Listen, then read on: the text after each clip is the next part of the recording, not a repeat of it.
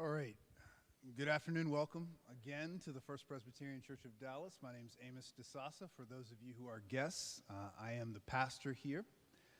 We have already had church twice today, and I had a lot to say on both of those occasions, so I'll be quick with this welcome that I bring on behalf of the members and the staff and the elders here at the church.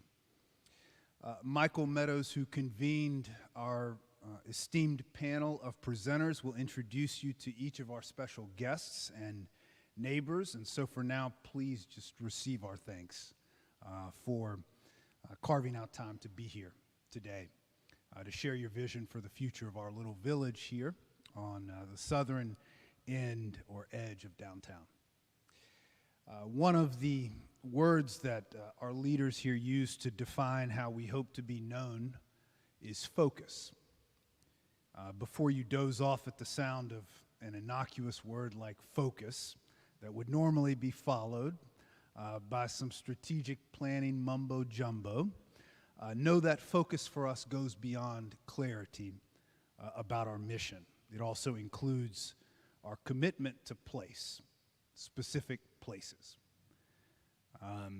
Simply put, we believe God has us on the corner of Harwood and Young for a reason.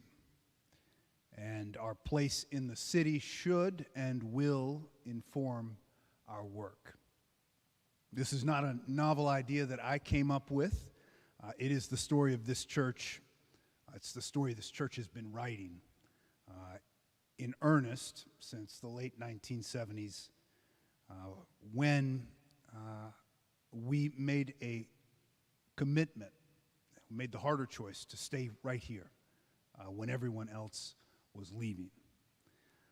So do know that we do not come here on this occasion and on the other gatherings that we will have to talk about our neighborhood. We don't come as gatekeepers.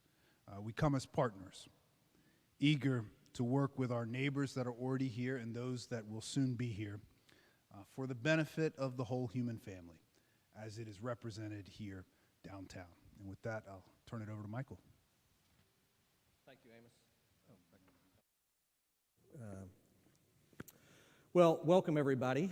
Thank you for coming out on a Sunday afternoon. I know many of you have already been here this morning, and so to come back at 5 o'clock on a hot August day, we really appreciate it. We also really appreciate the speakers giving up their time and putting together some presentations. I have been working with Encore Park basically since December of 2019. Came in as a capital campaign consultant about middle of last year. Was made Interim Executive Director. And so one of the things we thought would be helpful, because it's very helpful to what we're trying to do in terms of planning for Encore Park, is to really consider what's going to be happening around the church and around the neighborhood. And today, you've got three people who are going to be talking a little bit about what's going on in downtown, the parks that are being built in downtown, and then the developments that are going on around downtown. We're all going to try and speak for about 15 minutes. I'm going to follow up then with a presentation on Encore Park. And the one thing I would ask is if you will hold all the questions till the end, then we can get through all of the presentations, and we've allotted probably 20, 30 minutes for Q&A, depending upon how quickly we get through everybody's presentations with their slides. We have three speakers, and first of all, Dustin Bullard, who is Executive Vice President for Downtown Dallas, Inc., is going to be starting first. He will be followed by Patrick Todd, who is Managing Partner with Todd Interests. For those of you who may have noticed an uptick in the amount of traffic around the church, he'll be telling you a little bit about that, what's going on over at Blockhouse. And then Amy Meadows is the President and CEO of Parks for Downtown Dallas, and she's going to be talking about the parks that Parks for Downtown Dallas has already built, as well as the Harwood Park, which is directly across the street from us. And then I'm going to be doing cleanup with a little update on Encore Park. So without further ado, I'm going to ask Dustin to come up here and start us off with what's going on in downtown Dallas. So thank you, Dustin. Thank you, Michael, and thank you, Amos, and thank you all for being here tonight.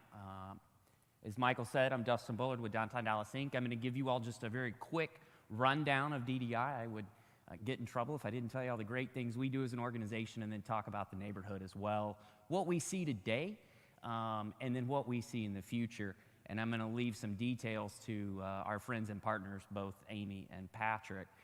One side note, I have been with DDI about 10 years, but I live 3 blocks from here and have lived in downtown since 2004. So I'm also, I work here, but I'm also a neighbor and walk my dogs by the church almost every day. So good to be here.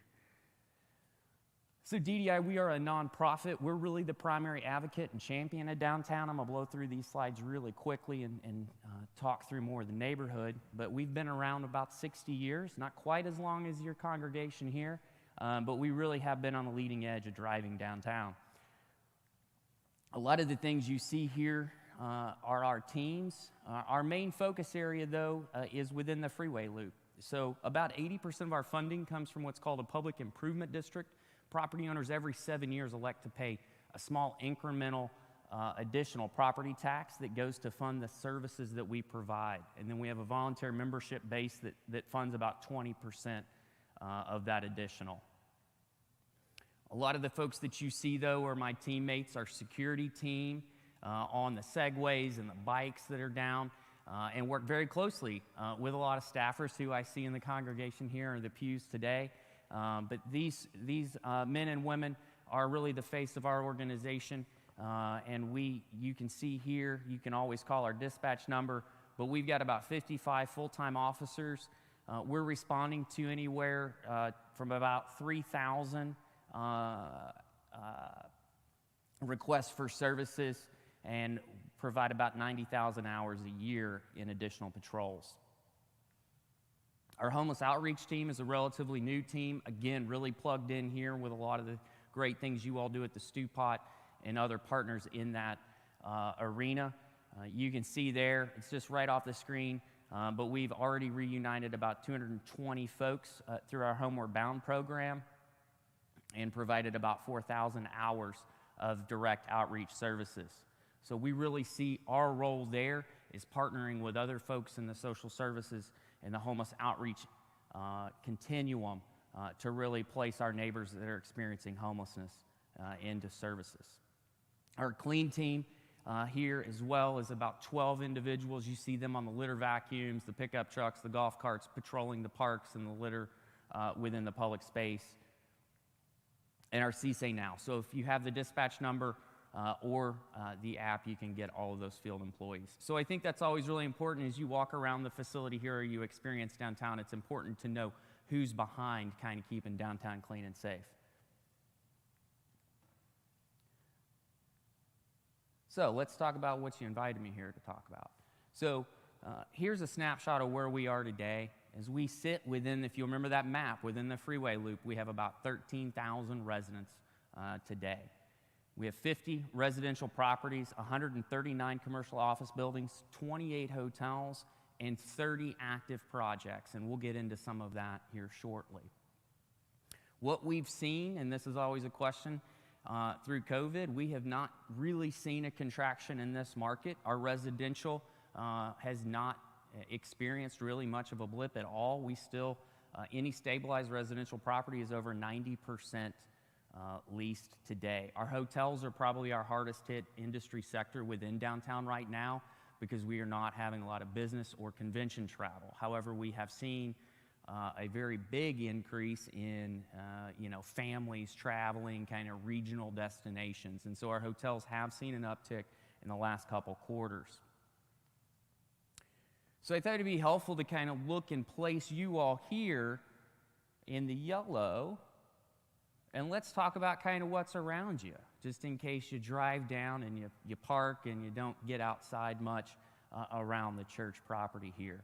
So I think what's really interesting is you all sit in a really kind of unique fulcrum almost of the neighborhood. You've got all the amazing things that's transformed in the Dallas Farmers Market. We'll hear a lot from Patrick on the East Quarter, and then our main Commerce Elm Corridor as well, where we have a lot of residential. However, I think as you look, you sit in one of the highest concentrations of residential units in the entire downtown area. So as we look here, the orange color on the map is highlighting any building that is currently a residential property, and the blue is rental is orange, and blue is condos or townhomes, for sale units. So right there, we've got almost 3,600 rental units just shown on this map. You've got 246 owned units, and we estimate that to be a little over 5,000 people living in the area that you can see there on the map. So, in some areas of this state, that's a small town around your church facility here. So I think that that's really interesting, and what we continue to see, and again, you'll hear from Patrick and others, is additional residential, which I'll show you in a minute. I also think it's always interesting to kind of look at what our breakdown is in both age and race. Downtown is very diverse. It's diverse in age and in race and ethnicity. So, roughly you're at 19%, a demographic between 35 and 44, 33% between 25 and 35, and 11.5, 45 to 54. And then your splits are on the upper and lower end. One thing we do see in the farmers market, especially in the townhomes, is a higher concentration of families living in those units, because there's an ability to have 3 and 4 bedrooms there in those particular areas. Overall, downtown, we have 9,600 rental units, 1,000 owned units, and again, an overall population of about 13,500 folks. With our race and ethnicity breakdown, again, a relatively diverse neighborhood, really stacks in line with the city to some degree. 57.5% white, 27% black, call it, 16 Hispanic, 6% Asian, and about 3% 2 or more races. So again, a really diverse. I think sometimes downtown has a stereotype that it's monolithic. It's all young, hip kids living down here right out of college, and the numbers don't bear that out necessarily when you look at it as a whole. We also have a lot of empty nesters that choose to downsize and come downtown. So there's what we have today. And then I also thought it would be interesting to kind of look at things other than residents around your facility here. So what we've got is Thanksgiving Square, again, an institution you all are probably very familiar with, just top left, the Jewel Hotel, Main Street Garden Park, which was really the first urban park that we built. Amy's going to talk about all the great additions her organization has helped create for downtown. The Statler Hotel, Hampton Inn Hotel, Fairfield Hotel, the Dallas Farmers Market, the futsal fields at the Dallas Farmers Market, Deep Ellum Dog Park, and the Deep Ellum Community Garden that DDI sponsored and helps with both of those facilities as well. A couple really unique things that are really brand new. The Sova Hotel, which is up there on Commerce Street right here, pretty small development, not associated with the East Quarter, within the East Quarter, but not a Todd development project.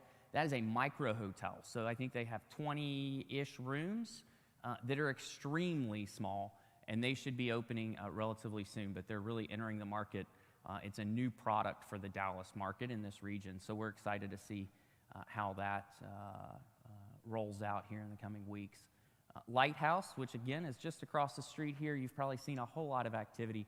We're really excited and proud of that project. I won't take any thunder from Patrick's presentation, but again, an amazing facility that has been beautifully restored, and we're now seeing a lot of traffic there. Future developments. So again, here you all are highlighted right here in the yellow. Couple things. Again, East Quarter, probably one of our largest developments in downtown from an acreage perspective, and from having partners in the Todd team who are well-versed in downtown and do tremendous projects. We're excited about the East Quarter, and I know you'll hear more. 42 Real Estate also has some land holdings in and around the East Quarter area. They own the building Sova Hotel is going in, and then some additional parking lots. They were recently in the news with some conceptual drawings for an office complex over there. I don't have renderings in this presentation, but it is out there in the Dallas Morning News. Harwood Park, we'll hear about from Amy here shortly. Adjacent to Harwood Park, there's a parking garage that, quite honestly, and I know I'm being recorded, but it looks a little unfinished next to the Dallas Morning News, next to the Statler. It is unfinished, but people are parking in it. That is designed, and we anticipate future residential use above that. That was slightly delayed, but is currently going through some development processes at the City of Dallas. So we're excited to get that on. That's right there at Jackson. Next to you all, just to your west, on the parking lot that you all don't own, that the Hamiltons group owns. I have a rendering there, but we're currently working with that development team on residential apartments, about 220 or so. It is also currently in the pre-development stages at City Hall, and so we're excited about that. The purple down on the bottom is a potential education use. DISD, as you may or may not know, passed a bond to create a downtown education campus, which would be everything. We have Ida B. Wells Montessori, which we worked very hard. That's at the UNT right now in a temporary home, which is pre-K through second grade right now, and has a waiting list to get in. So DISD would be consolidating campuses potentially in and around the area of City Hall there. I have 14 condos under development just behind you all there, and those are going up right now. And then the farmers market, currently where the North Texas Food Bank is, that building will be coming down, and additional apartments will be going up, and that just went through approval processes at the city. So again, you see a lot of diversity here. As I kind of kicked off the presentation, you get a lot of residential use around you in addition to the farmers market. We're seeing infill on some of these additional lots with some additional residential and mixed use in the East Quarter. So a lot going on there. A few other really big projects that you've probably already heard about. I know members of the congregation are involved with. TxDOT is working on what to do with I-345, which was the highway, the overhead highway that really separates downtown and Deep Ellum. So that study's underway. Feedback is welcome on their website. We're also working with TxDOT and the City of Dallas on reconstruction of I-30 Canyon, which is the freeway that severs downtown from the Cedars. And so we're working there to look at additional decking opportunities, much like Clyde Warren, or even small structures that could further knit downtown with the Cedars. That project is also ongoing. High-speed rail in the Cedars and its connection into downtown. The City of Dallas is also working on a convention center master plan that currently is in the public input phase, and there's a meeting in 2 weeks that will be virtual as well to provide feedback there. Future mixed use, a very large holding there at the old Dallas Morning News campus, which is Ray Washburn. We're excited about that as well, and its adjacency to the convention center. And then the future mixed use here highlighted south of City Hall is Hoke Global with new park development, which has also been in the paper, but could be a very significant mixed use high-rise development very close to you all. And then DART D2, which I know this church has been very active in over the years, and many of your members are still active in that project. So you can see we've got a nice, strong approved line here, and then it kind of flares out as refinements continue on that project. So I didn't want to nail anything down on that.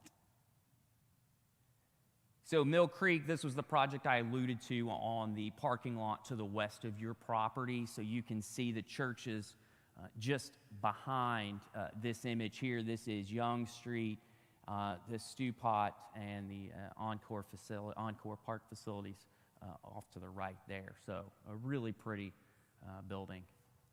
There have been changes already to this as it continues to grind through the planning phase, though. AT&T Discovery District, I did not mention, but if you all have not been down to the AT&T Discovery District, I really recommend it. It really is a kind of new, amazing amenity food hall with about 22 food operators, amazing public space, a large video wall, really changing the dynamic of the southern edge of downtown. So, walk down there, drive down there, check it out. The National at Thompson Hotel, another phenomenal project by the Todd team. Also now where Downtown Dallas Inc. office is out of. That's the old First National Bank building on Elm Street. The only reason I highlight that, that was the last large vacant building that needed to be redeveloped in downtown. And so we're really excited that that project has now opened. When I moved here in 2004, we had about 20 buildings that the lights were out on, and that was one of them. So we've accomplished a really big task in getting these buildings back online, and that's very important to the neighborhood and the future of this city. And then I mentioned the Montessori. Again, we're very excited about Ida B. Wells and DISD's commitment. I was just on a call with the DISD team and their principal on Friday of last week, and they are amazed by the wait list that this school is already generating. And they will continue to add a grade every year that the school moves forward. So it's great to have additional kids downtown and learning downtown and using this environment as a classroom. And that's a choice school. And that's all I have. I probably took a little bit more than 15 minutes. I'm sorry. Thank you. And Patrick Todd will be next. Great job.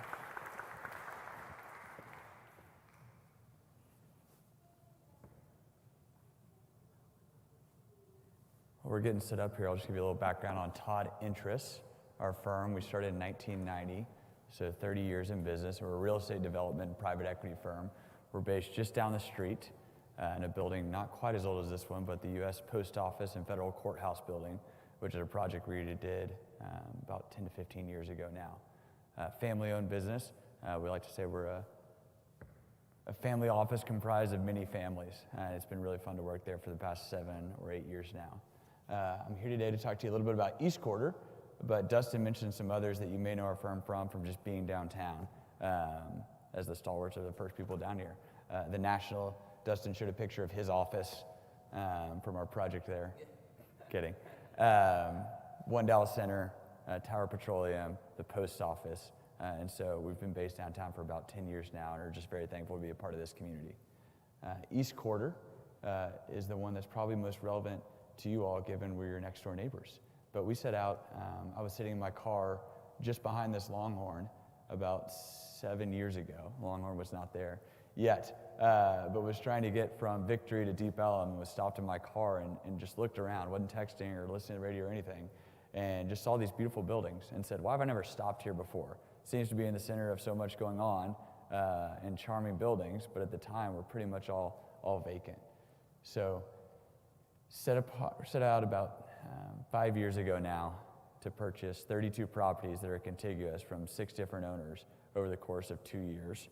We've partnered with JP Morgan Asset Management as our equity partner, Royal Bank of Canada on the debt, so very institutional, with the thought process of saying, hey, Dallas doesn't have necessarily a sophisticated, upscale, urban neighborhood that's very much authentic to what it was from the day it was built.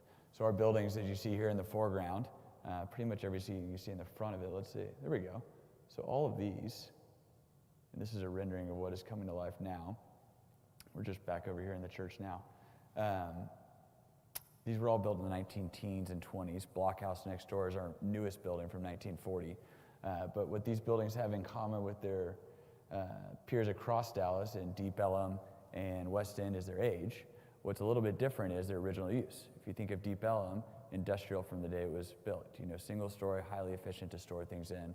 West End, manufacturing. East Quarter was Automotive Row in Dallas in the 1920s. So the highest grossing Cadillac sales in the entire United States in the 1920s came out of this 3-story building, which is now the headquarters for a tech company. And when you walk in their offices, on the ground floor, set in stone, is the Cadillac emblem. So if you think about retail in the 1920s, they didn't have glass panels and LED lights. They had excellent stone craftsmen, masons, woodworkers, all of those things. And so we were able to take these buildings that have been largely untouched for 50 to 60 and even 80 years in some of them and bring them back to their natural splendor. And so far, we've really created a home for the innovative, technological, different companies in Dallas that say, hey, we want awesome office space, but a glass tower doesn't fit our MO as a culture. One building that you guys know very well is your next door neighbor. We dubbed it the Blockhouse after it was a Masonic Temple since its inception in 1942. We spent 18 months restoring the building, From a facade standpoint, you may remember kind of the top header here was just black with soot, having never really been cleaned since it was created. It's 46,000 square feet, an absolute fortress, which is why we chose the name Blockhouse. As you see it today, as it's more full of energy than it's probably ever been since the day it opened. We've partnered with a company called Lighthouse Art Space, and so they right now have a museum exhibit called Van Gogh, the Immersive Experience. And what it is a 3D digital projection mapping. So you walk in a room and all the walls have projection screens on, displaying on them. And it's someone's gone through and essentially hand illustrated Van Gogh's works into a movie or show where the images are rotating around you, set to live music as well. The set designer from Hamilton is their creative partner who helped design the show. And so we're really excited about them. While Van Gogh is an exhibit, they'll continue to have other artists roll through. So at the beginning of next year, you'll see a new artist come through. And they'll have this as a very long-term deal, but trying to be a new age museum. We're very thankful to have them. If nothing else, for an activity standpoint, they sold, I think, 100,000 tickets before they opened their doors. And so if you guys have not been yet, it's a great thing to walk across the street and see. This is a map proper of East Quarter set out in orange as we sit here. Van Gogh exhibit there. Amy's going to talk to you guys about Harwood Park. And then 300 Pearl is our newest development coming out of the ground in the middle. Keep going. All in all, it's about 14 acres of land. This is just a kind of a glimpse of the buildings we inherited and kind of how they look today. I mentioned showrooms, automotive showrooms. This building was originally the kind of final assembly step for Cadillacs as they were being sold. They'd ship all the parts here, put on the mirrors, touch up the paint, the car was ready to go, and then they would drive it across. You can see the alley here. This is that 3-story building. They would drive it across a bridge on the 3rd story to the showroom and lower it down to the ground floor to be sold. This office is now home to interior architects on the ground floor, and then a company from Los Angeles called Therabody, they're a tech wellness company, is moving their headquarters to the top 2 floors at the end of this year. Another example, this is the intersection of Cesar Chavez, going north-south here, and Commerce going east-west. This is just a Google image from when we purchased it, and if you were to walk out there today, it looks a little different. So this is a company called Dialexa, who's Dallas's top tech consulting company, and they took all 4 buildings, we connected all 4 of them for 24,000 square feet. We had a swath of land over here that wasn't big enough for parking, and so we said, hey, we had some concrete, let's turn it into a bocce ball court. Just trying to do little kind of pocket parks to give people a chance to gather outside. And on Fridays, once a month or so, we'll drop a couple of Yetis full of cold beer and Topo Chico for the tenants to go out and hang out together. This ever-present panda bear is by an artist named Richard Orlinsky, and he's the top-selling French contemporary artist in the world over the last 10 years. However, he did not have a piece on display in the United States. So we get asked a lot of times saying, hey, what's the significance of a red panda bear in the middle of Dallas? And there's nothing specific to it other than trying to say, hey, we want something that people look at and smile and a place to gather. So as we bring on restaurants online in East Quarter, which the first of which is about to open, I'll tell you about, our hope is that people say, hey, let's meet at the Red Panda and figure out if we want to get ice cream or coffee or where we want to eat dinner tonight. But also choosing to say, let's have public art that is valuable and worthwhile, we can all gather around. These are some of our existing tenants. I mentioned a few of them: Dialexa, Tech Consulting, Therabody, Tech Wellness, Interior Architects. They have a very self-descriptive name. Order My Gear is in the building that the Cadillac showroom is in, and then Immersive Van Gogh next door. This is what you guys have been very patient with us building, and I'm sure causing a lot of traffic that you may not have wanted from construction workers and cement trucks and things like that piling through your streets recently. But we have a few development sites in East Quarter, and we thought, just say, hey, how do we best use these development sites in context of the neighborhood around us? We're not in downtown, we're not in Deep Ellum, we're kind of in this no man's land between. And when we purchased these properties, there wasn't a name for the area of town we've occupied. We came up with the name East Quarter, simply because if you're fitting, it's on the east side of town, and a quarter in our mind was kind of a non-descriptive or non-specific swath of land. So this building is 20 stories tall, and the ground floor is retail, 25,000 square feet. And then what you see the rest of this podium is 200,000 square feet of brand new office space. And on top sits an apartment tower with about 350 units. Our goal here was to say we need to add density, and the first question we got asked is, hey, where can people live in this area? So we wanted to have apartments, we wanted to add office for larger tenants that may need more than 20,000 square feet to be able to come. but we also wanted to do it in a way that was kind and of the scale of the buildings around us. So by right, we could have built a 40-story tower that went corner to corner on our property line and essentially shared a party wall with these townhomes. We chose instead to do a 7-story building that steps back 40 feet from the townhomes and then step back another 30 feet before we went vertical again. So you don't have this large shadow over the center of the town here. This is a view from Harwood Park, which Amy's going to tell you about, which we're very, very excited for. The office entrance is on Pearl, and the residential entrance, you actually enter through the old Millennial Electric building and connect to an elevator on the back, which takes you up 8 stories to the first floor of the apartments. There's a restaurateur in Dallas by the name of Nick Patavinas. If you've ever been to Neighborhood Services or Town Hearth, Motley Cut, Offsite Kitchen, Desert Racer, he's got a few, but just a great Dallas restaurateur.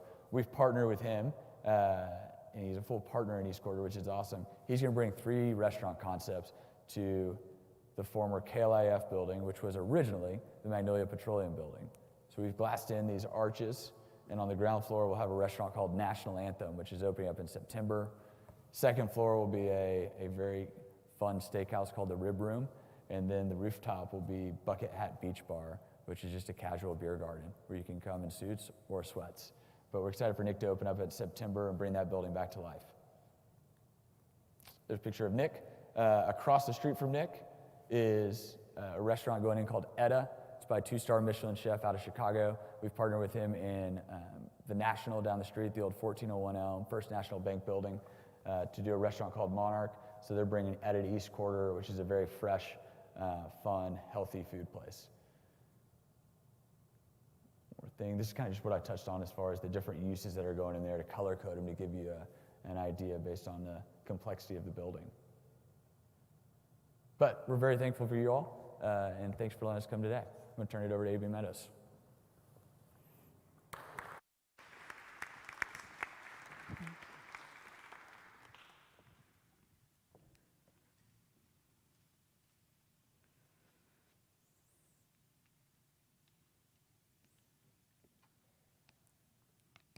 All right, good evening. I'm thrilled to be here. I've never had an opportunity to speak with my husband before, so this is very strange, and I hope our marriage remains intact. I am with Parks for Downtown Dallas, and let me start by saying who we are, because most people don't know who this organization is. We were created in 2015 from the Below Foundation, from the endowment of the Below Foundation. The Below Foundation was actually created in 1952 as the philanthropic companion of Below Corp and A.H. Below Corporation. And in 2013, the company was sold to Gannett, Below Corp was, and the foundation was standalone. And our trustees said, we want to make an impact on Dallas. We were funding in various areas, making grants in various areas. And they said we wanted to put all of our energy into making sure that the parks get built in downtown. And I will take you back just a little bit. We're still a 501c3. We were a 501c3 before. We were a private grant-making foundation. We converted to a private operating foundation so that we can actually accept charitable contributions. So we kind of sit in the middle of a grant-making foundation and a public charity, to give you a sense of where we are on that continuum. We believe very much in the value of parks. And this goes way back, all the way to G.B. Dealey, who is the founder of the Dallas Morning News, who brought George Kessler to Dallas and started beginning a discussion about parks. And Kessler actually designed Ferris Plaza. It's the only park we have in downtown that George Kessler designed. None of his other plans were realized. So let's jump to 2002, and you'll recall that Boeing rejected Dallas for its corporate headquarters and chose Chicago instead. And one of the things they said is they didn't like our downtown. That was a key part of this. So Laura Miller, mayor at the time, appointed our chairman, Robert Deckard, to be the chairman of the Inside the Loop committee to look at the CBD. So thinking about Dustin's map, that red circle, that's where we were focused in terms of what does downtown need. And they discovered that downtown had no plans for parks, any green space whatsoever. And we were a commercial district, concrete buildings, businesses, people came in, and then they left at 5 and went away. So DDI has been absolutely instrumental in developing this whole concept of live, work, and play downtown. And you're seeing that now come up all around you. It's not just people coming downtown to work anymore. Obviously, 13,000 plus people are now living in the core. We have schools, we have restaurants, entertainment, et cetera. So we are part of that in terms of greening downtown, and we think that that is a pivotal component to this work, live, play culture we're developing in downtown Dallas. So Dustin mentioned a couple of parks were built. The first plan was approved in 2004 by the City Council, and two parks came out of that plan that came to fruition. Main Street Garden in November 2009, and that was done entirely by the City of Dallas, publicly funded and designed. We then built Below Garden. The city put in the 2006 bond program money for land acquisition and environmental work, and then we funded the design and the construction of this park. It's now known as Civic Garden. We just recently changed the name, and we're working on signs. So they still say Below, but they will be changed here soon.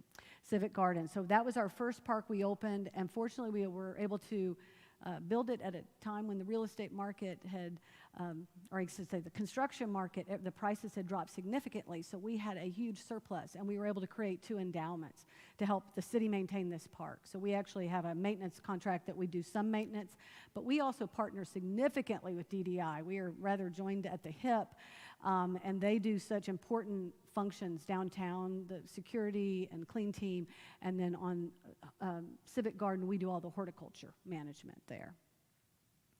The second park we opened was Pacific Plaza, and this will go into our 4 parks that we are what we call the 4 priority parks. In 2013, the master plan was updated because a lot of things, Dustin kind of mentioned, all this change that was happening downtown. So the same landscape architecture firm came back to Dallas, looked at all what was happening here in the city, redid the plan, and identified 4 park sites. Pacific Plaza was in the 2004 plan, and it was also land acquisition money was in the 06 bond program. Trust for Public Land helped the city buy the land for this park, and then put a sign up that said, coming soon, and that was 2008. So you can see things working with the city, they're not actually speedy. They take a lot of patience, a lot of time. So this one we actually broke ground April 2018, opened it in October 2019. Coming into COVID, it was an interesting time, but I think it's shown that the value of parks, people need green space, and we saw people coming out of their buildings during COVID and using parks like this because you can distance, but you can be outdoors in the environment, and it's really, I think, very powerful. So Pacific was our first, and I would add that we funded in its entirety design and construction of this park as well.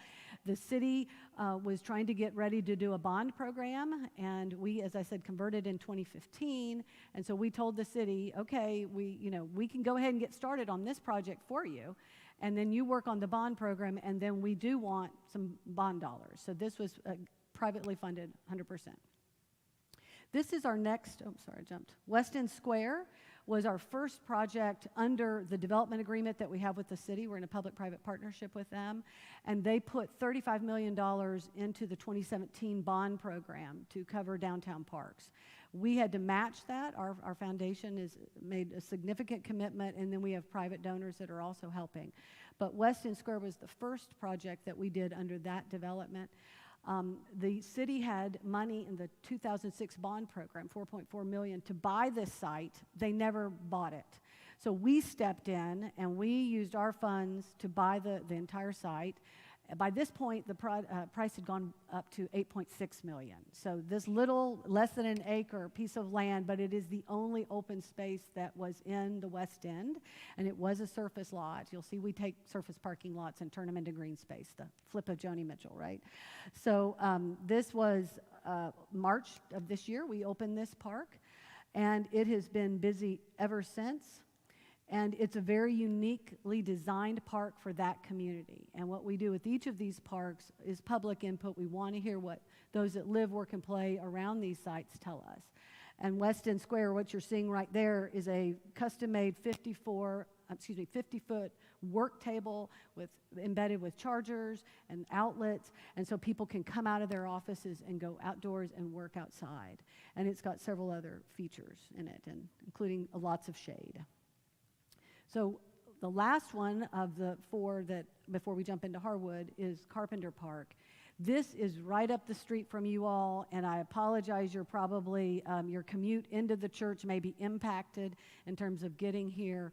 In part, that was because of a terrible flood that recently happened that we had nothing to do with, and the city has had to close Cesar Chavez for about a month, so I'm very sorry. I apologize to you now, and that's on the eastern edge, and we hope to get that open very soon. But this park will be the largest park in downtown Dallas. It's about 5.8 acres, contiguous land. It was a little park or a plaza called Carpenter Plaza that was dedicated in 1980, but you didn't know it was a park because you couldn't get to it. It was crisscrossed with all sorts of streets, and it had a piece of art, public piece of art, that ran north-south. This, you can see it, there we go. This is the piece of art now. It used to run north-south, and there were streets that actually crisscrossed all right in this area here. This sculpture is done by Robert Irwin, who is in his 90s now. He's considered one of America's most prominent site-specific sculptors in the country. And the city, when they did the reconfiguration of the streets, told Mr. Irwin said, just throw my piece out. Just throw my sculpture out. And I designed it to respond to 345. It was a north-south. There was a purpose in my design. And you're changing everything, and it's not going to be the same. So just go ahead and get rid of it. The art community in Dallas said, no, we cannot do this. We will be the laughing stock of the world, of the international art world. If we do this, we've got to figure out a way to save that.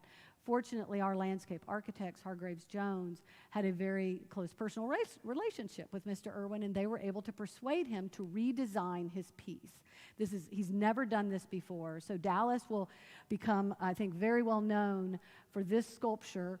Underneath the freeway, you can't see it, but he designed two new pieces that are filigreed, giant Corten steel panels that were cut with a water laser. They're absolutely beautiful, and this will, I think, become a big draw for people to come to this park. It also has a giant fountain, play fountain here. These are gardens. There are paths around the whole park. There will be a basketball court, a single basketball court under here, the first dedicated basketball court in the urban core. And then there's going to be a dog play area here. And as I mentioned, this is 5.8 acres. And we don't know yet what will happen with 345, and we will adapt. And that's the way it's going to work with Carpenter. All right, so now we get to why y'all are interested in parks probably in the first place. And this is across the street from you on South Harwood. Are a series of a lot of parking lots and a few buildings. We spent from 2014 to 2018 buying all of this property. 14, you said, Patrick, what, 26, 30, 35 parcels of property you had to buy. Okay, we had to buy 14 to get this park site. And we had to buy, in fact, one that we didn't want to buy, that building right there. We didn't really want to buy that building, but we wanted this little parking lot. And those were owned by the same people. So we now own this building, 412 South Harwood. It is in white, just like the South Pearl and the parking lot here, Ballet Dallas. And thank you to Donna and Ernie who are here. They are the most lovely neighbors that you would ever want to work with on any project, given especially what we're going to have to do to some of their plumbing coming up. So we're very grateful to work with them. But so you're aware, this is not in the park, and neither is this. We will restore the exterior of this building, and then we're going to put it on the market and sell it, and those proceeds will go into our endowment to help maintain this park. The rest of it, all of this is park property. We bought that, as I mentioned, and then we sold it back to the city, and they purchased it with bond dollars from us, and then we reinvest those bond dollars in the design and construction of this park. So this is not as though we're making a real estate play here. It is really all philanthropic in its efforts and intent. This is Wood Street right now. So Wood Street, we have worked with the city council and closed this one block of Wood Street. So Wood Street right outside, I guess behind me, will dead end here at South Harwood, and you can go either direction, but you will not be able to continue through. Oh, I'm so sorry. There we go. Okay. Did I do something wrong, Michael? There we go. I moved on. Okay. So we're going to take you, I'm just going to take you around the park site itself. This is at the corner of South Harwood and Jackson Street. I'd like you to take a look at this gold ring structure here. For those of you that remember, on Commerce Street, there was a parking lot that is now where Main Street Garden sits, and it was covered in these large gold rings, gold metal rings. And those, when the park department demolished all the structures on the Main Street Garden site to build Main Street Garden, they saved all those gold rings. Our landscape architect for this project is Tenike Landscape Architects out of Austin, Texas. And Christy is an incredible artist, and she sees things in all sorts of historical items, and she designs with them. And so this is going to be a real unique feature for this park, this gold ring arbor that she's designed. And you hear another view of it. It's got a stage on the bottom, so we can have performances, yoga classes, etc., and it has its own lawn right in front of it. And that's, behind it is the building Dustin mentioned that is the parking garage that's supposed to be residential, but it's not complete yet. They have a way to go. All right, so if we're staying on the north-facing side of the park, Jackson Street, this is the Garden Grove, which will have lots of seating, and it will be a great place for quiet time eating, what have you. This pathway through the park goes all the way to Young, and it's vehicular rated, so we can bring food trucks in, for instance, if we want to serve the park in that manner. This is the main lawn, and we are grateful for our partners at Todd Interests because they have donated to name that lawn. So this is the East Quarter Lawn, or whatever they choose to name it. But we are thrilled because it's just shy of an acre, and we've done this in 3 of the large parks, is make sure you have a large lawn because there's not a lot of green in downtown, and that's what we're trying to do, is green the city. Here is a view corridor of sitting in the Grove and looking south towards the Scottish Rite Museum and Library. And you can also see the southern side of the park is the children's play area, and there is the promenade that comes along up Wood Street.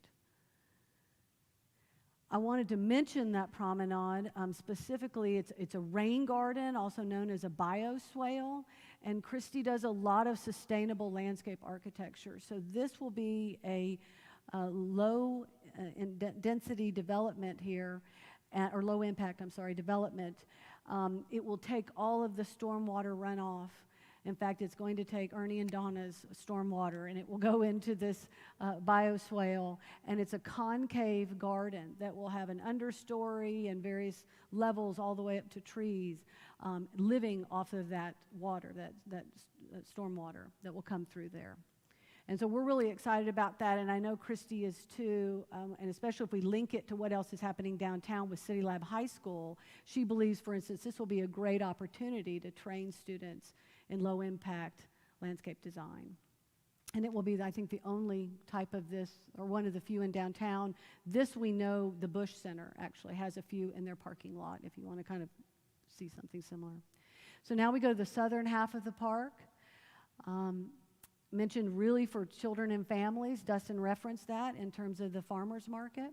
We've got the sport court that's going to be able to do all different kinds of sports. The park department, their highest request is for pickleball.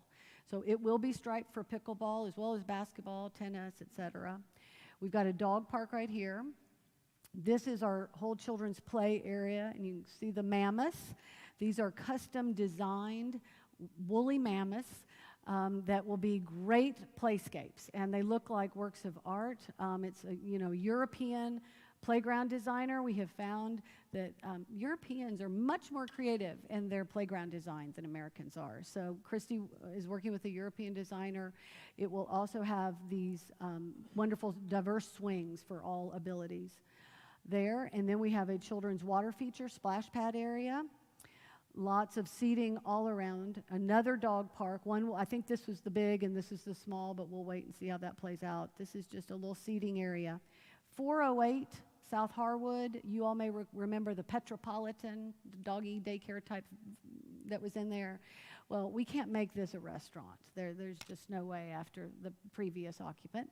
So it's being renovated, this building is, and it's being turned into the Park Services building. So there will be restrooms, a park office, et cetera, in that building. So these are just some precedent images of the sport court area. It also is vehicular rated, so we can pull food trucks or do a market or something on the court itself. Here's another picture of the Mammoth, and we started a blog. We're doing a 3-part blog post on the Mammoth structures. We did our first one this week. We interviewed the director of paleontology at the Perot, and he's given us some great information. Mammoths actually did roam this area, and that's what Christy does, is she delves into the history of her project. So she went all the way back to when the Trinity, this is all running to the Trinity.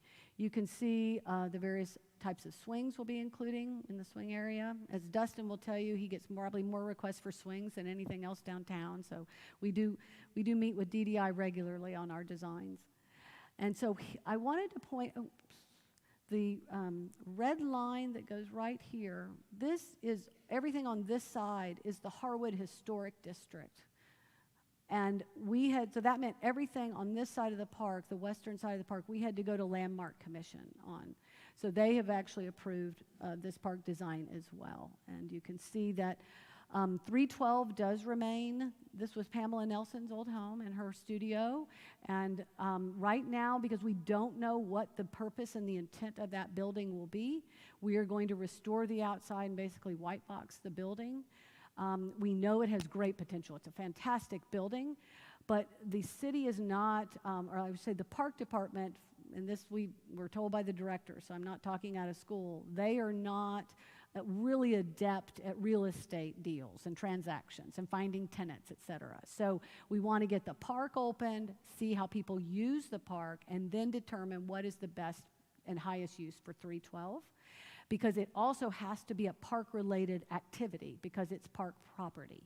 So there are some rules that we have to follow as to we can't put a Nordstrom rack or something in there. That wouldn't work, that won't work. So we'll wait to see what happens when the park opens. And I mentioned 408 is the Park Services building. This front section is called out. You can see a wall here.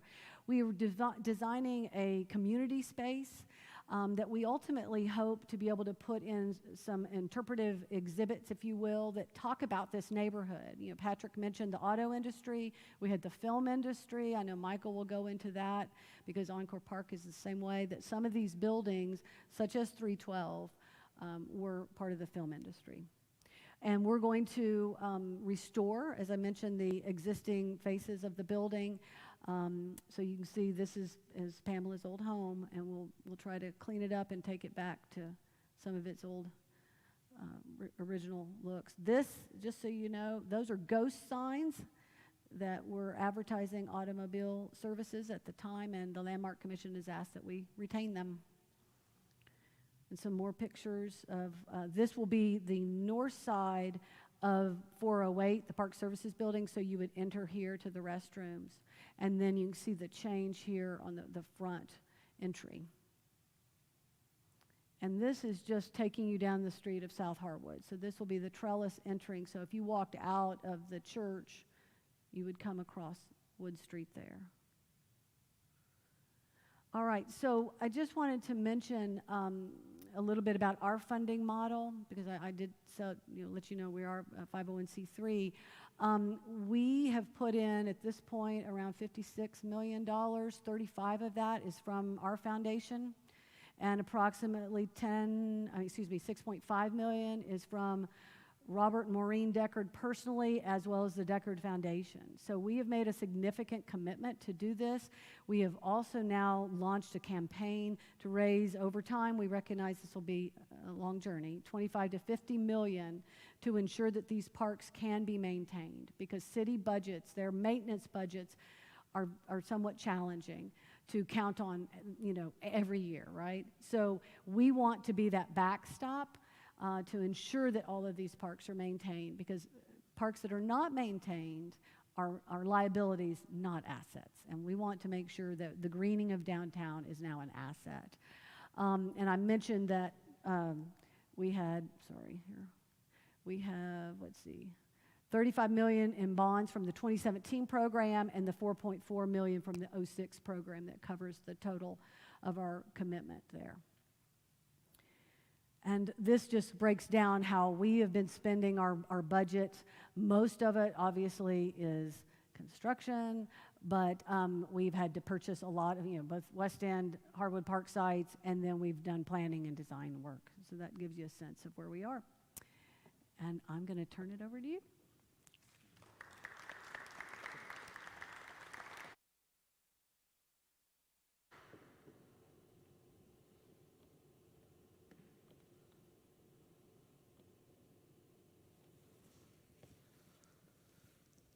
All right.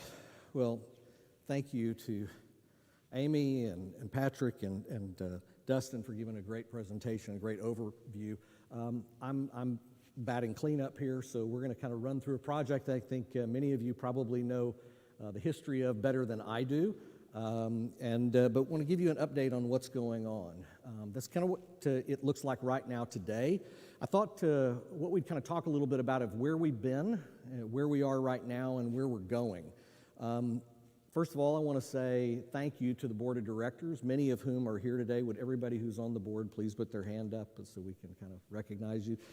I mean, it's a great group, and as you probably know, you can't serve on the board of Encore Park unless you are either a current or former elder, or you have been a member in good standing for 2 years, and I'm just delighted to work with this group of people. We have been on a journey together over the last couple of years, going through a pandemic.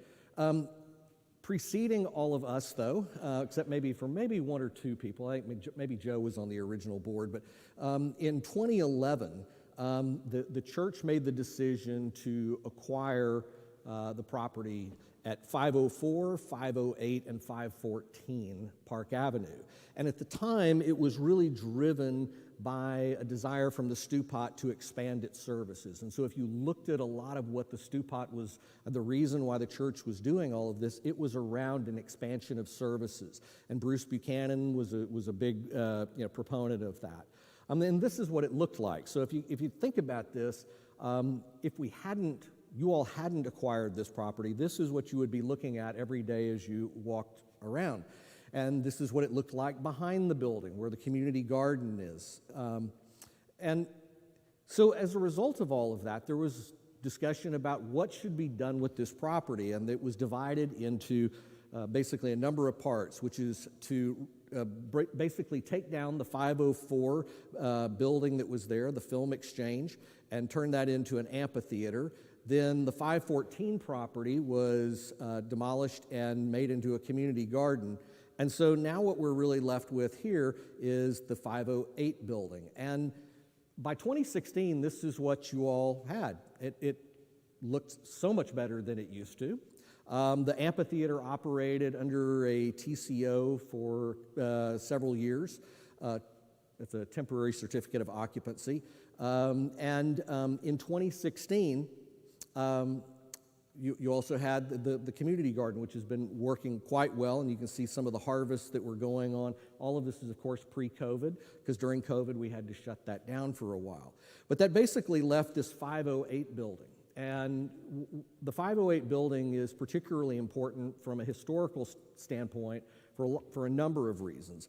First of all, in 1929, it was built as the Warner Brothers Film Exchange. So if you were a movie theater owner, you had to come and you were going to show a movie from Warner Brothers, you had to come pick up your movie here. There was even a little screening room up on the 4th floor, which was actually pretty cool. The building, obviously, from a historical standpoint, is also important because it was zigzag modern, and there's not a lot of zigzag modern buildings still left anymore. But from a musical standpoint, Warner Brothers ended up buying up 2 record companies, Vocali and Brunswick Records. And for about a 8-year period, there was a huge number of recording artists who came through there. You had Bob Wills, you had the Light Crust Doughboys, you had Lolo Cavallis, but the most famous of those individuals was a blues artist who, quite frankly, wasn't really well known until the 60s, when a whole lot of British rock people kind of rediscovered, and a lot of blues musicians rediscovered Robert Johnson. And Robert Johnson only did 2 sets of recordings, and his last recordings were done here inside of Encore Park on the 3rd floor. Now, in 2016, September, and I know that you all know that the church went through some leadership transitions between your pastor leaving and then also having Bruce Buchanan step down at the same time.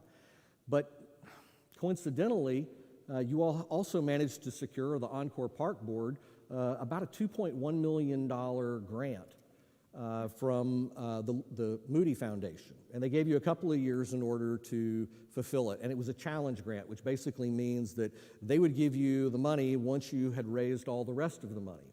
And just so you know in numbers, the project right now for the renovation of 508 stands at about $6.7 million. I'll talk a little bit about where we are and all of that later.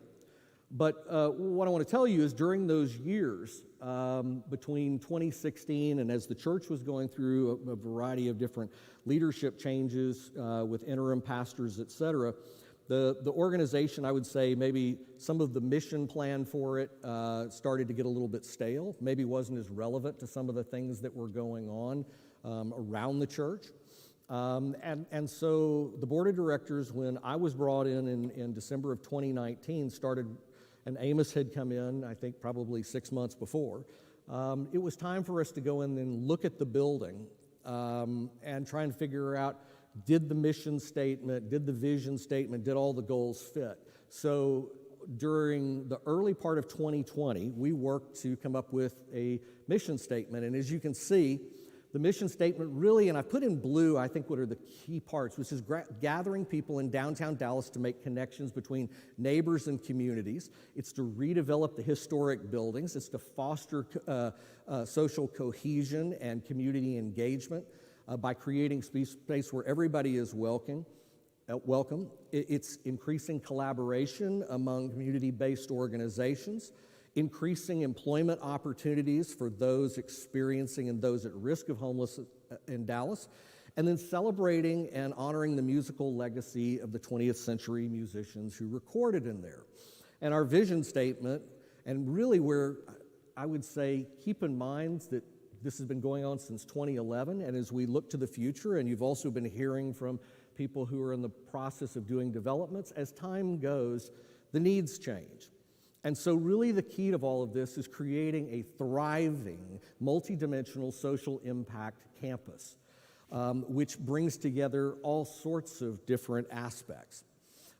These are basically the goals. We want to transform the 508 Park Avenue building and campus, and we really want it to help bring people together and foster the social cohesion.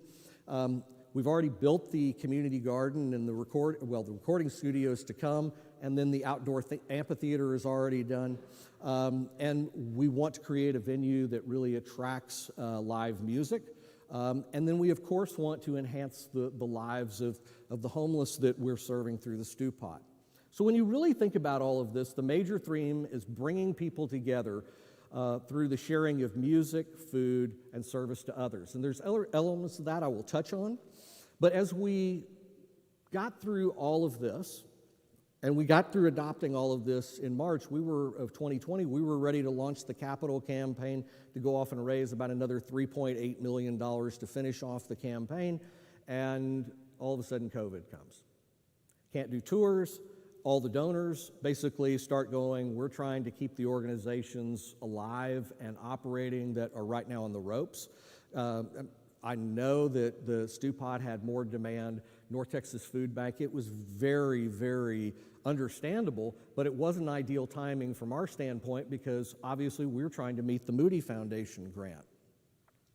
So we started using that time, since we couldn't be doing the capital fundraising at that time, to really visit with a lot of potential partners. And so we went off and visited with all of these various different partners who we thought could be partners with us in making Encore Park come alive. Now, I'm going to start a little bit backwards in that what I want to do is talk about service to others. Because when we talk about service to others, the first of those is going to be the spiritual outreach and growth. Obviously, this is a church, and we want to be able to bring people closer to God and to Christ. And that's part of the mission of why everybody is here. We also want to do that through music and art. We want to try and help people with horticulture therapy. We want to provide economic opportunities. I mean, one of the points of trying to help people who are homeless is to help them get past that difficult period and then hopefully find a pathway to economic independence. And that's part of what we want to try and do. We also would like to try and help with the culinary and hospitality job and skills training. We believe that's something that we can do. The racial diversity, equity, and inclusion programming and justice, and then also providing low-cost meeting and gathering space for lots of different folks. And then through the educational learning piece and lifetime learning, we're hoping to be able to use a lot of those same opportunities to provide educational opportunities and learning opportunities that go on in the building. Obviously, our first two partners in all of this have been the church and the Stewpot. And one of the first things that's going to happen in that building, and it was part of the original plan and it will be happening when we go in, is to provide a place where all of the artwork that the artists who are doing the Stewpot's art program can actually sell their work. Patrick, we're really thankful to your partnership over at Lighthouse, because from what I understand, we're getting a chance to put some of the Stewpot's paintings over there, and I hear it's generating about $1,000 a week in sales. So if you think about it, the one thing that we've decided to do is, rather than sequestering that artwork to one little art gallery, because quite right now the only time you get to see the art is if you go to Soup's On or go over to Lighthouse. There's not that many opportunities. Is to year-round be able to put up the artwork and have little price tags so that it could be sold. And so if you're selling $1,000 a week, think about what would happen if you had all of that artwork all throughout the building all the time. In the service to others, one of the most exciting pieces of this is the idea that there's going to be a new worship community. And it's going to be incubated over in Byrd Hall, as you probably know. One of the things I'm sure you saw in all the slides, and if you didn't get it, I'm going to put this in big, bright lights. The area that the church is surrounded by is going to get younger, more diverse, and more affluent. And those individuals are probably going to be looking for a place of worship. And the hope is that they're going to find their way over here to First Presbyterian Church of Dallas, and that through a new worship community, we can actually use space like this that maybe is a little bit edgier, a little cooler. I mean, something that's going to be more attractive to that different kind of demographic. And so this is the second floor of what the building looks like in 508. You probably notice that Zach Light Wells and you're going to see Joe Alexander in both of these because in some of these photographs, because they were with me at the day I was taking all the photographs. But this is all the second floor, and this will be where the new worship community goes. And then when the worship community is not meeting, which would probably be all the time except for Sunday mornings, you're going to have flexible space that the whole community can use. We're already using the space over there. We did Coco's funeral. You may have heard about the woman who was shot over on Park Avenue, and just about a week or so ago, we did the service out there, and I think that was particularly meaningful to all of the Stewpot's clients and the staff that we're working with Coco and the family. One of the really key parts of all of this is music. These are all the particular partners that we're looking at. First, obviously, First Presbyterian Church of Dallas is going to play a big role in that. You've already heard about the new worship community, but the other part of it is whoever is the music director would have discretionary opportunity to put in programming in there. And All Stars Project is an organization that was originally incubated here. And they do performance training and performances and leadership training with youth. Started in New York City, and they've got a very big operation here in Dallas, and they're going to be growing it. Dallas Street Choir, which works very closely with the Stewpot, and then Verdigris Ensemble, which I'm the chair-elect of TACA, and I can tell you that Verdigris Ensemble is considered to be probably the most up-and-coming and perhaps best choir in Dallas. And so they are extremely interested in working with us, and I think they're going to be doing some work here already with the church and using some of the space, and then, again, transitioning on over. The venues that are available, you could do live performances and events, up to 200 out in the amphitheater. The first floor would lend itself nicely for intimate performances. Think about going to a coffee house or a little place that could hold like 20 to 50 people and be able to do performances. A second floor we've already talked about, and then the third floor will have a recording studio, rehearsal space, and flexible event space. And on the top, the events, and by the way, there's of course the amphitheater, which will be great for live performances. This is the current floor plan.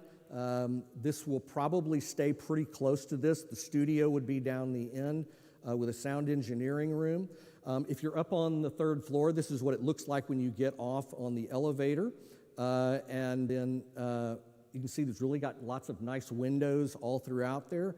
And then if you get all the way down here, and I'm going to show you at the very end, that was actually where we believe that Robert Johnson and everybody did their recordings. And Joe tells me, I've never actually seen it, but underneath all of this, when it was a recording studio, all of the people who recorded in there actually signed that pillar. So we have a pretty cool little deal. It's going to be kind of like a little time capsule we'll get to open when it reopens. And then this is what you're hoping to have in there. And there's been a lot of interest by all of the groups we've talked to about using that space. Food is going to be an important part of it. And one of the things that's really important to us is to use the food and the catering and all of this as an opportunity for economic opportunities, living wage, thinking about ways to train people up and into other opportunities and jobs. There's been some really neat stuff that's going on right now with ghost kitchens, which is allowing small entrepreneurial cooks and chefs to be able to have their restaurant and get a start, but without having to invest in a permanent facility. And that's kind of what some of these organizations do with like Break Bread, Break Borders, Bonton Farms, and Full City Rooster is a coffee supplier who's willing to do that same kind of work as well. And you have all of these different venues where food can be served, from the rooftop to the community garden, and of course the amphitheater.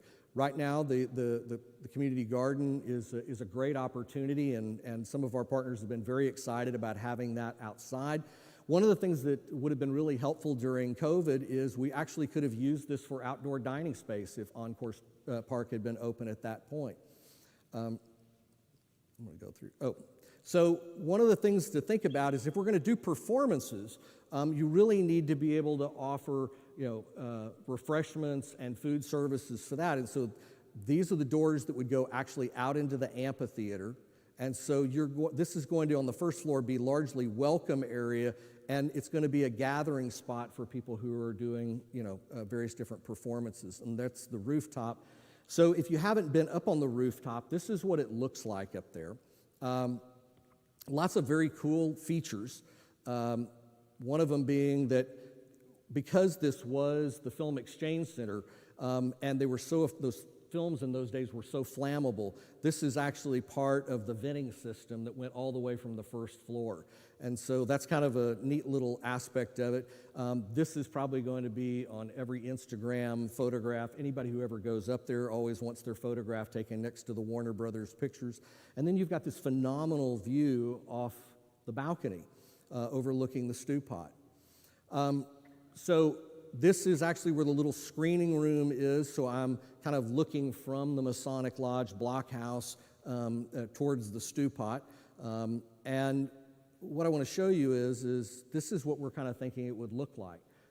And if you think about the weddings that you do here in the church, now you would have a fabulous place for somebody to be able to go over and do their reception right next door. And you think about all the different ways this space can be used. And part of what enables all of this is that you've got this giant parking garage right next to all of this, which allows you, a lot of days, I come here a lot, and this building and that parking lot sits empty for the most part, except for when you all have a specific program, and I guess Sunday mornings. And you think about what an opportunity that is with all the growth that we've got going on around us with these various different projects. And that is something that, quite frankly, most places don't have, is kind of instant parking. Now, you may ask why on earth I would show you the Great Seal of the United States. Well, it's real easy. You see this little expression here, and it's on every piece of currency. It's on a part of our thing. It says e pluribus unum. Well, over the last couple of years, I think one of the things that we've seen is just how divided our country is in so many different ways. It doesn't make any difference whether we're talking about race. It doesn't make any difference when we're talking about politics. We're going to talk about faith. There is a lot of division, and I would say it's been there for a long time, but it feels much more intense right now at this moment. Having a facility like this gives you all an opportunity to really address the e pluribus unum that we say as Americans is really critical to us. And what e pluribus unum means is out of many one. And it was all about that we are all coming from different perspectives. We're coming from different points in our life, but what brings us together is that we're Americans. Okay? And we're one community here. And I think this is one of the really special things that you've got here. It is a hidden jewel, and it is something that the church is eminently qualified to be helping with. As we did crucial conversations last year, we could do a lot of programming in that particular space. And this space can come alive very quickly. We've made a lot of progress towards it. We've raised about almost $1 million this year. We still need to raise about $2.8 million before the end of the year. We've got a lot of proposals out there. But unless we raise this money, it's going to sit like this.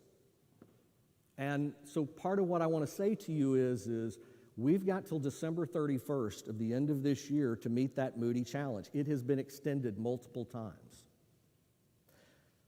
We can do this. We need to get this funded. This is important, and we can make this into a very, very special place, not just for the church, not just for this part of downtown, but for Dallas as general, and quite frankly, for our state. So that's all I have. We really appreciate you all being here, and we are happy to take any questions that you want. And so what I would ask is, ask your question. We're going to repeat the question so that we can get it on there for the record. Yes, Dick. Since I think that's Dick. Yes.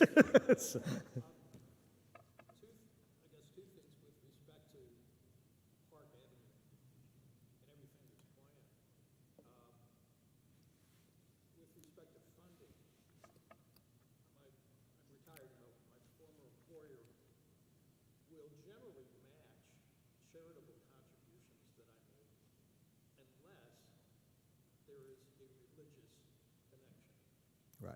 So, with respect to the funding, would that money go into a separate 501c3 operation? That's great question. okay. And then the second part is the optics of just looking down Park Avenue with trash and people sleeping on the sidewalk is, that's something that we're here to deal with. But how are we going to reconcile that with the wedding receptions and other, the coffee shops and things that Yeah. we're talking about at 508?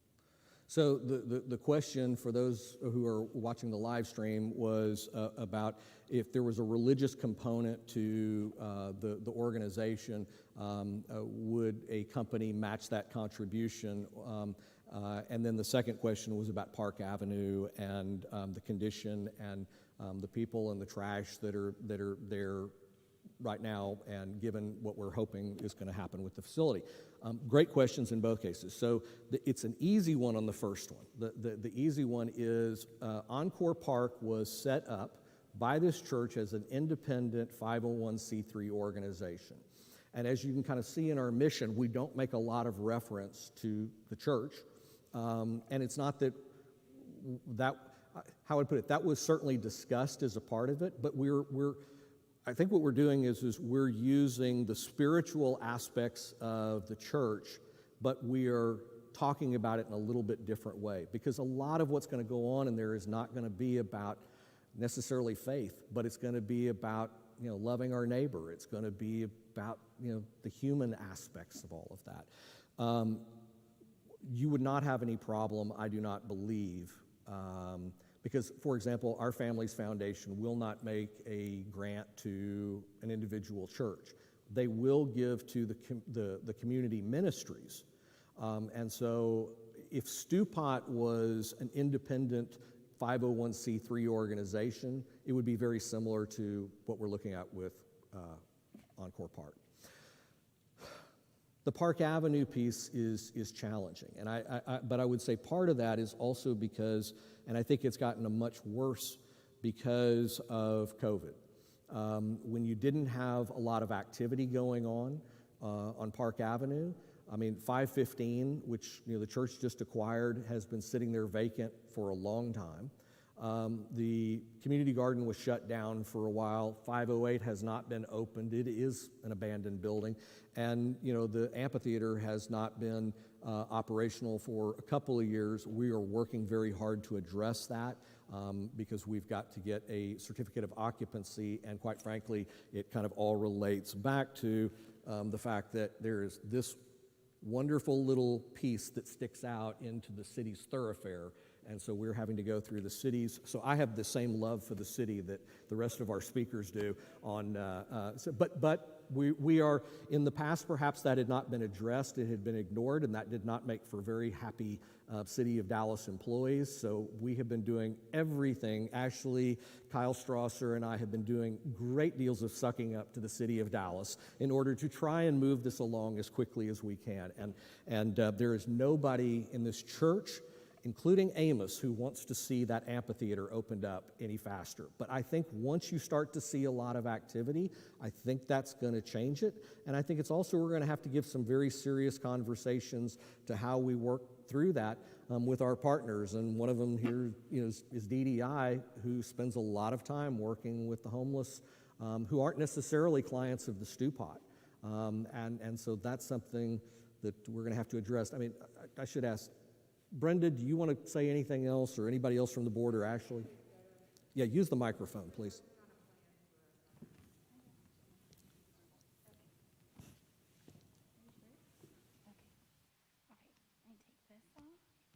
All right, so staff has actually been looking at we called it the perimeter issue. And it's not actually only on Park Avenue, but especially after church on Sundays, a lot of people find sanctuary on the Harwood and Jackson side of the street as well. And so Dustin actually got an email from me about this week, trying to look at the DDI model and evaluate kind of their expertise as it relates to outreach in downtown, on the street, as well as the cleanliness factor. A proposal went to the senior leadership team for consideration as we're in the budget season for how to recognize the perimeter of the campus as an extension of the sanctuary. So the people that are living or resting on the outside are attracted to this campus for a reason. They find sanctuary there. They find peace, some sort of comfort. Maybe it's in the shade. Maybe it's because of the artwork, the stained glass windows. Maybe it's because of the outreach efforts of the Stewpot. But trying to recognize that the sanctuary that they're seeking is very similar to the sanctuary that and the worship experience that we get in here. And so how do we reach them in a way that extends dignity and respect, but also maintains and creates expectations that we would have for any of our members of our community? So that would include not sleeping in public, but balancing that response with appropriate outreach through partnerships with like DDI, looking at their street outreach model, leveraging assets that we already have through Brenda's staff, to make sure that we're not just saying move along, but instead we are addressing some of the at times extensive issues or trauma that has brought someone to seek sanctuary on the perimeter of our campus. We kind of first went through that, and Bill is here, with the nuisance abatement back in 2018, kind of those quality of life issues. And then we really it kind of began to resolve itself, but then picked back up in the pandemic as social distancing limited some shelter capacity around the area. Michael is not wrong. Not all of the folks who find sanctuary on the perimeter of our campus are clients of the Stewpot, but some are.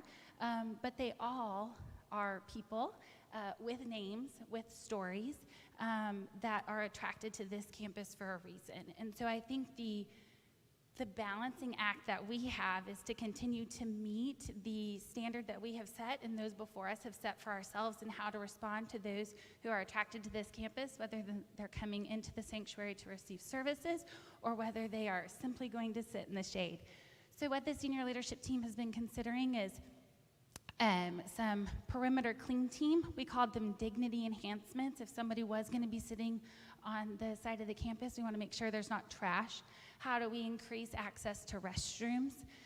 What kind of partnerships would allow us to invite more people in to access the restrooms? Having conversations with folks, recognizing the person that's there, saying hello, increasing and fostering those relationships that create respect or mutual respect, as well as foster an element of being able to ask them what's going on in their life and how we get them into shelter, appropriate shelter, recognizing that sleeping on the perimeter is not safe. In fact, my son, who's here today, just last week told me he thought that the people sleeping on the perimeter were probably scared. And I was like, you know what, you're right. Yeah. Like, nobody wants to sleep outside this church at 2 or 3 o'clock in the morning. They are scared. And so meeting the standard that is First Presbyterian Church, I always do this because like the top of the pyramid is church, right? You have to meet that standard, but figuring out that balance, leaning on partners like DDI and their extensive experience as it relates to the extended sanctuary that is the increased perimeter since the acquisition of 515, that is Park Avenue. It was really interesting that we actually are now 12 blocks. Like, it's 12 blocks if you walk all the way around the church's property holdings, which is pretty significant.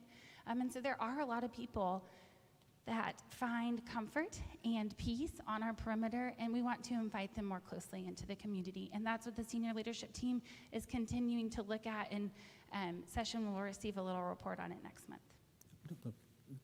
Just hold it. Thank you. All right. Yes, the back.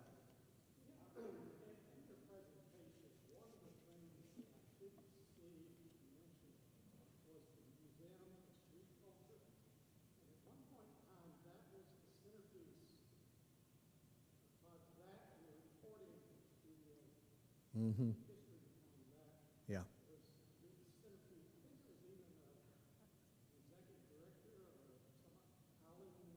Alan Governor, I believe. Yeah. Yeah. Great question. So at the time that I came in to start working with you all, I'm sorry. Oh yeah. Sorry. Yeah. So the question was about the Museum of Street Culture, which was an original centerpiece in the original plans for Encore Park and particularly 508. And Alan Governor was the person who had been kind of conceptualizing it. And I will say on the front end, when I came into the organization in late 2019, the ship had sailed, I would simply say. There had been a lot of conversation about, because I came in and started looking at the case statement and all of the grant proposals that had been done before, and so I was asking, okay, what part of this is in, what part of it isn't as we're moving forward? And as the board went into a lot of discussions, I think there was a general feeling that the Museum of Street Culture, running a museum was not a core competency of the church. It was not a core competency of anybody who was involved. And so it was basic, and quite frankly, it was actually one of the elements that a lot of board members and donors said, I don't really understand it. And so as we have been moving forward, we have been moving forward with other elements that have had more support, is the best way I can put it. It was a very interesting project, and it's not to say we wouldn't engage in a discussion on that in the future, but what I can tell you, because I spent 14 years running the Dallas Zoo, you better know what you're doing when you're running a cultural attraction, and if you're going to do memberships, which that was part of the plan, and it was going to generate admissions and all of that. Our family funded Meadows Museum. I can tell you that the university doesn't always know how to run a great museum either. It's not easy, and I think that was part of it, was to get back to what did we think the core pieces of this needed to be, and just for right now, that was one of the elements that kind of said, well, we're gonna move along. So, yes, ma'am. Where are we in getting permission of using the amphitheater? So the question was, where are we on getting permission to use the amphitheater?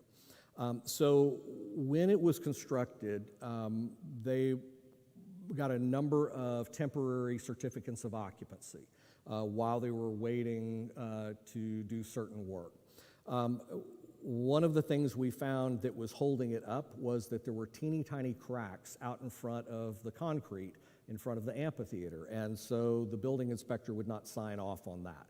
So we have, last summer, ended up hiring somebody to come in and repairing all of the concrete, and it has now been approved. Now, I don't know that how many of you have been to, there's a place that's very popular for families and people to go and visit called Escape the Room, and you go into that space, and what happens is they give you clues, and as you kind of, once you've kind of figured one piece out, it opens up a door and you get to go through the next one.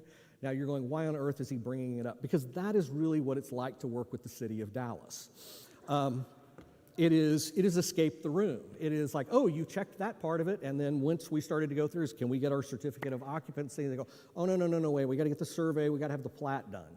So we got all of that submitted. When they came back, that was when they said, well, you have a piece of the 508 building, which I was pointing to, extends into the city's thoroughfare plan. Now, you would think a building that was built in 1929, 1930, that the city of Dallas would have already dealt with all of that, wouldn't you? I mean, that was part of the rationale that I took to the people at the Thoroughfare group, and they said the Thoroughfare plan has been here since 1882. So nobody really cares about why that wasn't addressed in 1929 when Warner Brothers was building this building, but for whatever reason, we got stuck with the check. And so what we are having to do is go through the city's planning process to get an amendment made to the Thoroughfare plan, which basically then says the city is going to abandon about a foot to 2 feet of property along the sidewalk, which then the church, Encore Park, then buy up that piece of property. And there is a Thoroughfare amendment plan process, which we are in the middle of. We have managed to get over the first hurdle, and I'm working very closely with Ashley on this because technically the owner of the property is the church, not Encore Park. So we are working in concert to try and get all of that resolved. Last year, as we were dealing with the concrete, I was telling the Encore Park board, I'm sure we will be able to use the amphitheater by the end of end of 2020. I have stopped making estimates at this point, not because it's not going to happen. We will get it done, but it's going to happen in the city's time frame, unfortunately. And so what we are hoping is that since we've now replaced the concrete, we have gone through the amendment process, or in the process of it, and we've paid the fees for the abandonment as well. We're hoping that we've gotten enough goodwill with the city to where somebody will show mercy on us and will give us another temporary certificate of occupancy while we move towards a permanent certificate of occupancy. It won't bother the bronzes? No. At all? No, we won't touch any of that. But. Well, we had a lot of good things going for quite a while, and it was very active and appreciated. Right, and in a lot of the meetings I had with people like Jennifer Scripps, who runs the Office of Arts and Culture for the City of Dallas, when she toured it with me, she said, I can't tell you how many arts groups would love to use this space. And I said, can you lean on your brothers and sisters at the city of Dallas to do something about it? And so we are where we are, but I mean, I think what we're trying very hard to do is to get that opened up as fast as we can, but also be cognizant of the fact that given our history, we do not want to annoy the people at the city of Dallas for fear that that will just extend the process beyond what it could be if we do it all the right way. So, yeah. Yes, ma'am.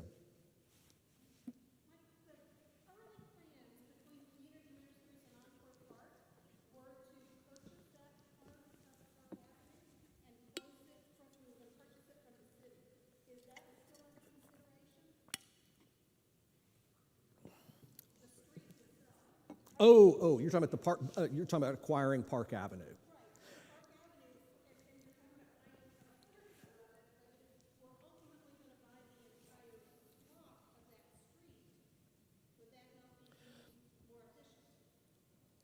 Susan, okay, so Susan's question was about the Park Avenue and perhaps going through an abandonment process for Park Avenue. That is still a possibility. But what I would say to you is 515 was not something that we were discussing all of last year, except kind of as once we get this funded for 508, because that's got to be where we put all of our attention. It's been lagging for 5 years. We got to finish that piece of it. Or the church is going to lose $2.1 million worth of cash towards their project. I don't think you really want to do that. So that's where our focus has been. Well, 515 all of a sudden came up out of nowhere. And, you know, over the last 6 months, Amos and Ashley and Aaron Bidney and Deanne Teeter and lots of other people all worked really hard on that. And now we own 515. But the problem is the building at 515 is not in the condition it was when you were looking at it in, 2012, 2014. And so plans for what's going to happen with 515 have changed. I'm not here to comment on that. I would let the Amos and Ashley do that. But what I would say is the thing you have to be prepared for as a church if you're going to do that and close the Park Avenue piece, which would make some sense, is first of all, you're going to have to pay for all of it to the city of Dallas. And the second piece of it is then you, the church, will be taking full responsibility for everything that happens on that piece of land. And so that is above my pay grade and above my level of responsibility. So, Amos, I don't know if you want to say anything. No, I had a question. Uh-oh. When the boss has got a question. So does that answer your... It's still on the table, but I think you all as a church are going to have to put money aside both for the purchase, you're going to have to prepare yourself for the process, and you're also going to take full responsibility for it, and God bless you if you do. So, yes, Amos. I had a question for Amy, Patrick, and Dustin. You want to do it in the microphone since you are right there? What are obstacles to continued growth that you all see? Like, what are the challenges ahead of us that we need to potentially be thinking about on this side of downtown? You going to start from the downtown? Sure. So I think, so the question was, what continued challenges could we see that would prevent growth? Fair enough.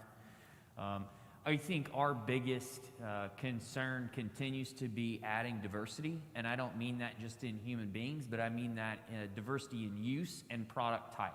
So I think one of the challenges that downtown saw historically was that we were what we like to refer to as a one-dimensional neighborhood.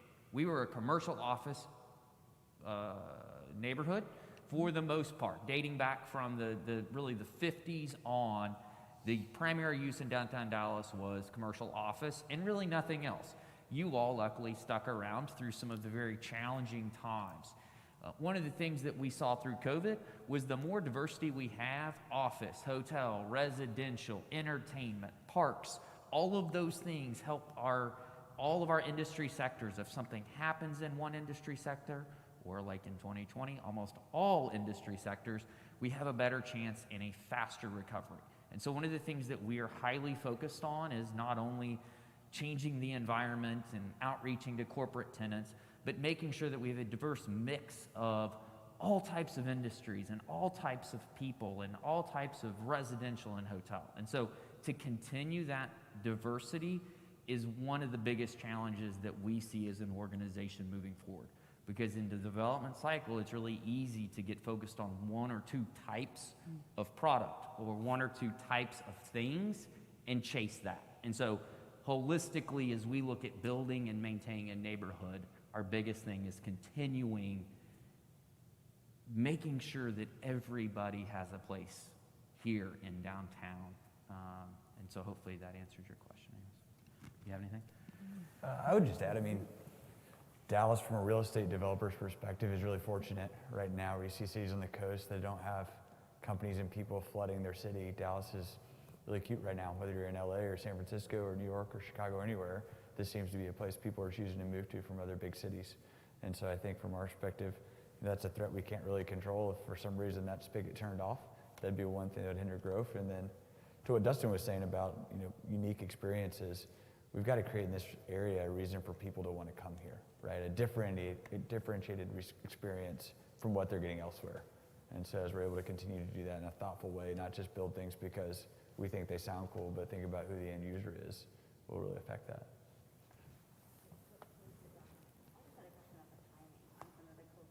Mm-hmm.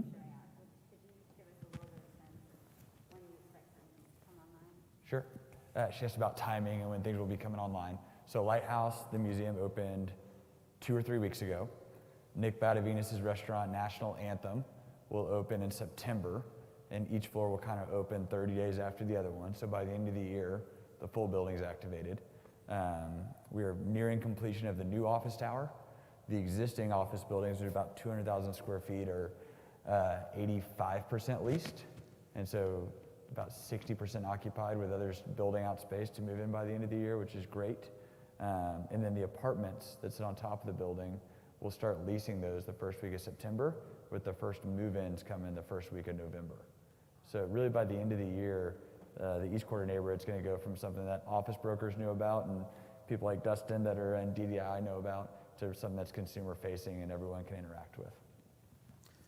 I've just noticed we're right at about 6:45 here, and so what I want to say is if there are more questions, I'm more than happy to stay. Some of the others may as well, but I do want to say thank you again to Patrick and to Dustin, to Amy, for joining us here today, for giving up a lot of their afternoon to be here with us. So I hope you will join me in thanking all of them. So, and thank you all for being here.